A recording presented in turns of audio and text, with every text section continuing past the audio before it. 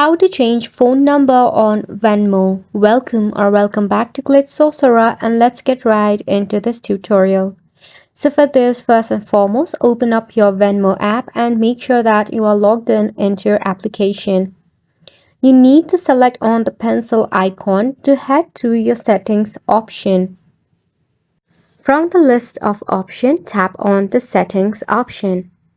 When you select on the settings option, you need to go ahead and tap on your profile option. So navigate to your profile to edit. In here, you will see your first name, last name, username, and email. Now, for the phone number, you should navigate to the option of phone number.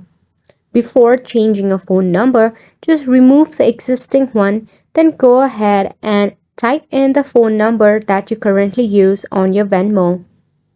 Now make sure that your Venmo is linked to your phone number. You can use it when you forget your password or any credential. You'll be able to recover it by using your phone number as well. Also, when you are transferring money or if someone wants to transfer you money, they can even use your phone number to add or send money to your Venmo account. Now, this is a quick and easy process. However, if you face any of the difficulty regarding it, you can check out the help and support of Venmo. And that wraps up the tutorial as well. Thank you so much for tuning in.